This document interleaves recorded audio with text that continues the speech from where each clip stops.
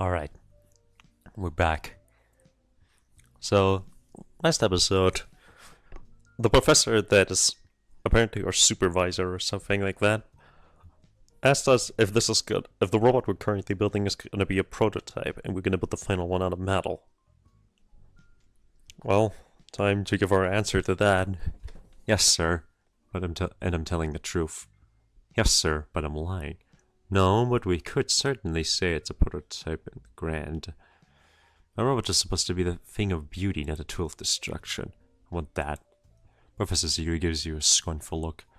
When the national endowment of the arts adds 3 more zeros to the size of its grands, and we can concern ourselves with things of beauty. But I have a lab to run, no wooden robots. I thought you could sell anything to DARPA. Sell them this. What about the National Science Foundation? Could they fund this? Can't say anything nice, so I don't say anything at all.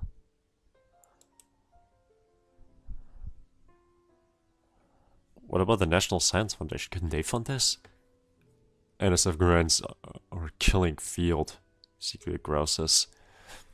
The amounts of money are tiny compared to defense research, and you have to be the best of the best to get any funding at all. You privately wonder if that's just Professor Ziegler's perception. You just had to try to apply for an NSF grant if you can find the time. Professor Ziegler turns to examining your robot's head, which is currently sitting on the table next to the 3D printer. That seems alright, Ziegler says. Looks like it could be sufficiently intimidating.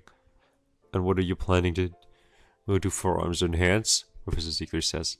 Tyrannosaurus Rex was the most intimidating dinosaur imaginable, wasn't it? It will have T-Rex arms. God damn it, no. It will have a gun for an arm. Like Mega Man. Part of me just wants to make Mega Man. Like, if I ever play this again, I'm gonna make just straight up Mega Man. But not this time. I have ideas. Mechanical grippers built for strength instead of dexterity.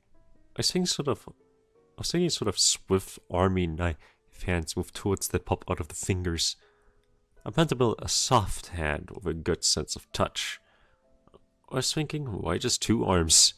It will have lots of arms spreading out of its back, like Inspector Gadget. I plan to build a soft hand with a good sense of touch.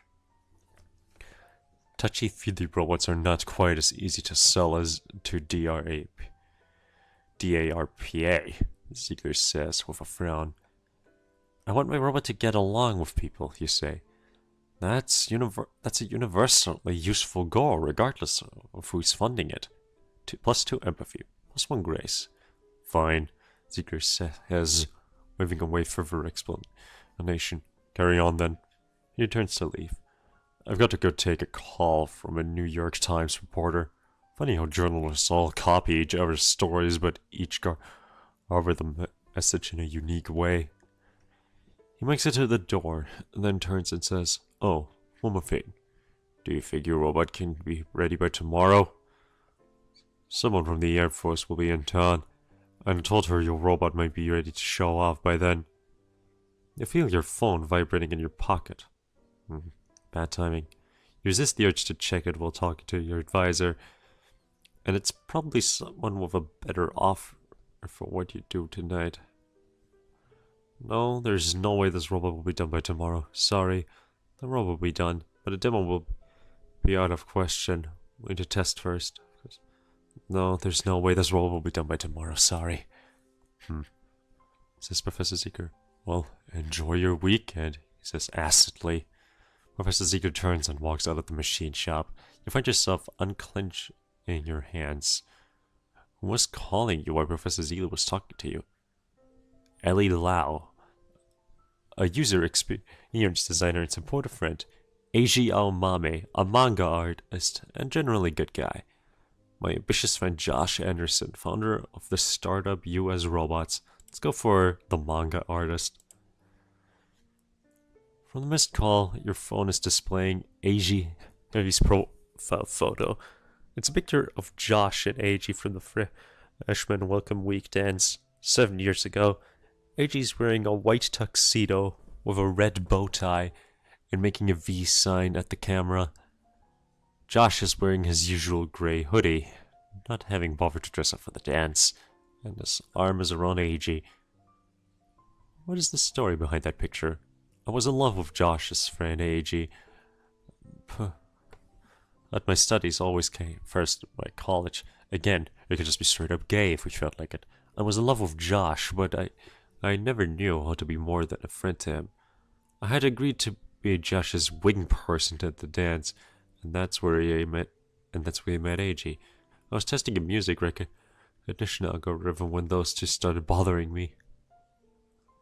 I agreed to be Josh's wing person. I don't want to be in love with either of them. Yes, you and Josh did everything together. You made a great team. When Aigis started talking to you, you thought at first, from the sense of style, that he was Josh's type. And you introduced them. It turned out they had no chemistry, but you all enjoyed each other's company, and the three of you became friends throughout college. You don't see them all that often now, but they're still your friends. You notice that Aigis also left you a text. Aigis wants to meet for dinner at a jazz and sushi place in San Francisco. That sounds incredible. I want to go there. I'm listening to jazz right now, but I don't have any sushi, unfortunately. I do have this Pepsi, and I'm going to take a swig of that real quick. Hold on.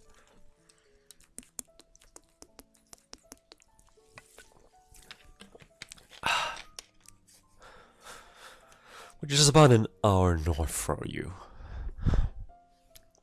He also has tickets to a rendition of the musical Pippin, in which most of the characters are robots. Sounds like a date. That's a little terrifying. He texts back. Sounds great. See you then. Afraid I can't tonight. Sorry. Busy tonight. But do you want to come by tomorrow to see the robot? I don't reply. I prefer to pretend I missed the text. I wanna meet him. Great. Aigis texts back. See you then.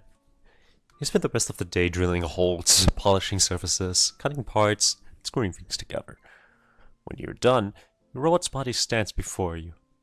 A wooden bipedal robot with a human-like head and humanoid hands. The whole thing is about 3 feet tall. Now it only needs a name. What will you name your robot? Pickle, Curry, Miku, Sapling, Daniel, Kill-All, Ariel, Caliban, Famulus, Gardaloo. I'd prefer to come up with my own robot name. The thing is, actually, the first time I played this, I remember distinctively picking Miku as an option, and they do actually, like, make it very clear that you pick it because of the Vocaloid. So, that's kind of cool. Okay, what would you call your robot? I already had an idea. I feel obligated to, you know?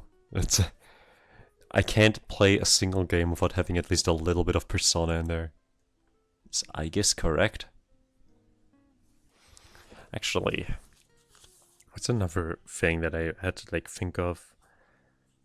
Could I just call him Mega Man? Like, at some point I'm definitely gonna make a Mega Man if I do decide to play this again. But the question is if I can actually make a Mega Man. Actually, no, nothing speaks against not being able to make a Mega Man, so... whatever. But for now, let's call this Aigis. Now that Aigis has a body, it might be time to treat Aigis more like a person. With what pronouns will you refer to Aigis? It is just fine. It's not human. I refer to her as feminine. I refer to him as masculine. I prefer to use entirely new pronouns for robots. Re, rare, and rim. Let's just go with feminine. Encouraging people to think of Aigis as human, human-like as opposed to object-like. You should help her get along with people. +1 empathy.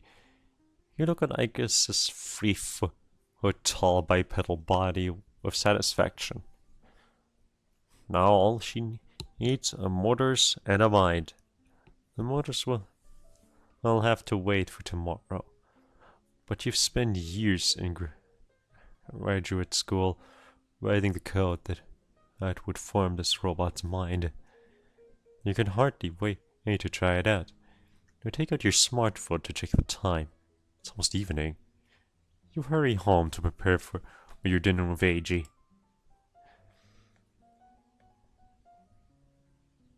A contemplative Saxel greets you as you open the door to Yoshi's. Oh, the place is a little cramped and very busy. A tiny jazz quartet has set up in the far corner of the restaurant. Piano, drum set, sax, and a petite Japanese woman in a kimono holding a mic, but directing her attention to the soloist. Near the band, Aigis Aomame is studying a copy of Scott McCloud's Understanding Comics, a book about the art of visual storytelling written in comic form. He's wearing a red bow tie, a fuzzy blue sweater, black slacks, and a nice pair of black loafers. There's a subtle trace of red in his black hair, but it might just be the light. Still intent on his book, he takes out a pencil from his pocket and begins sketching from a book on a napkin. You join him at the table. Hey. He looks up and smiles. Hey! He puts away his pencil, book, and napkin. You catch a glimpse of Astro Boy, an old Japanese anime character, on the napkin. What have you been up to? No, what have you been up to? Aigis asks. I've been working all day on the new robot, you reply. Just the frame's built right now. Oh, but I wish I'd had the time to add motors and start its mind running today. It probably would have learned a lot from even this conversation. He casts you a skeptical look. What would you hope it to learn exactly? The rhythm of normal social interaction. How to reconnect with an old friend. How not to talk to a guy. Negative examples are important. How to reconnect with an old friend. He grins. Right on. I had the same idea. Do you want to come by tomorrow and see her after I power her on? You ask. It's going to be really cool. Aigis shrugs. Sure, sounds good. It is a Sunday tomorrow after all.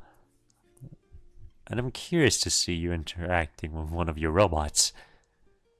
You used to rave about them all the time, but I don't think I ever saw one. As he cocks his head to one side. What is it with you and robots anyway? Haven't you ever wanted to change the world? I think I just find them comforting somehow. Like very confused pets. I think you'll find I'm not the most introspective person in the world.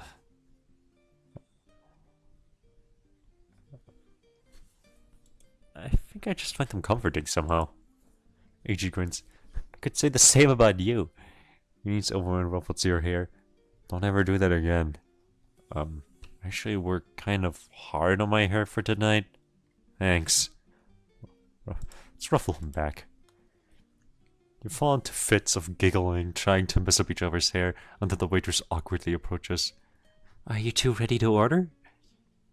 You've both hardly looked at the menu, so you have to tell the waitress to come back. The tastiest maki roll, Danganronpa. No, let's not bring this up. Let's not bring it up here.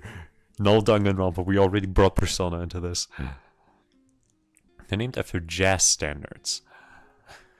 When the waitress returns, you tell her you'll have the invitation, the don't get around much anymore, the paper moon. Let's go for the paper moon.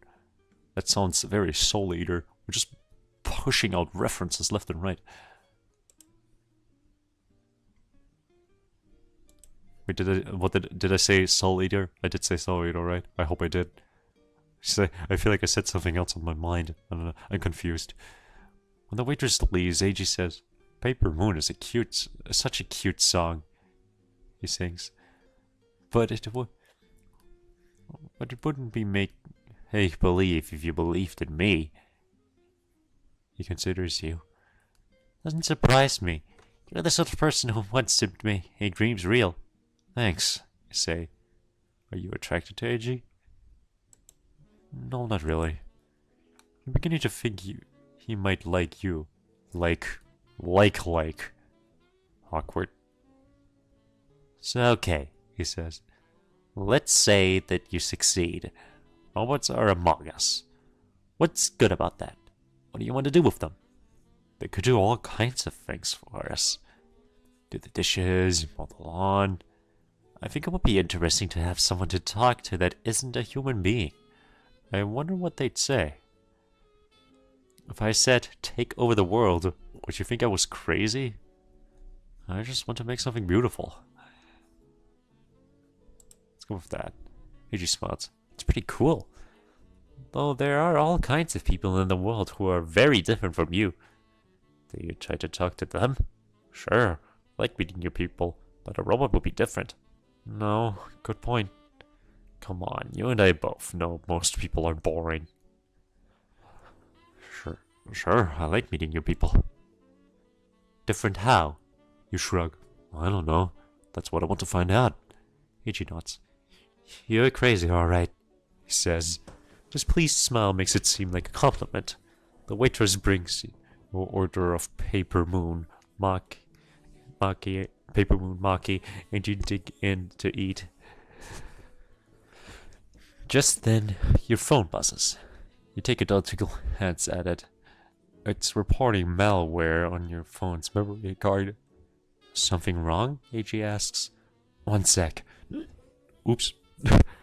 I burped. Excuse me. 1 sec. You quickly glance at the warning details. Apparently some kind of virus has decided to take control of your phone's microphone. It appears to be sending the packets of audio data somewhere. Huh. All the times you get a security warning on your phone. Who the heck would want to listen to your conversation? You really can't think of anyone. Power off the phone and don't worry about it. Ask to search Aigis' phone for evidence of similar malware. Just keep copies of the data as a transmit. It'll be useful for training, I guess. Ask Aigis. Can I see your phone for a second? You ask. Aigis visibly tenses. Why? I just got a weird security warning. I thought maybe you'd see the same thing. Unlikely. Aigis shows you his phone. Apple? You show him yours. Android. Thought so. You grin. Likewise. At least, see, this is accurate. I don't use Apple. I use Android. You put that without really thinking about it. Of course, Aigis would be an Apple user. And now you sort of regret it. Like, maybe this is a thing that would come between you. The way people who own GameCubes when you were young were just a little standoffish from the PlayStation owners and vice versa.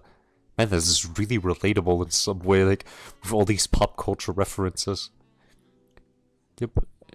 I suppose he could insist on checking his phone for malware, but it might seem a little crazy at this point. Nice to see Aigis' phone stating that someone appears to be listening to the conversation. Just ask to see Aigis' phone again, but don't mention the auto recording part. No, this feels important. I hate to break it to you, but someone appears to be eavesdropping on our conversation. And you tell Aigis. That's what my phone just reported. Aigis records. But why? I don't know, you say. Can you think of anything? Aigis shakes his head but says, Mom said she often thought other people were following her around and asking her weird questions too. But I don't think she ever figured it out. He hands you his phone. Here, you can check if you want. Let me check the time. Ooh. I think this is about it for this episode. So, I'm gonna see if there's any other stuff that I can do with this. Maybe like extra edits. But as of now, this is like all you're getting. You're getting this raw footage. But yeah, I might just record another episode. So we'll see. That being said, thanks for stopping by. Bye.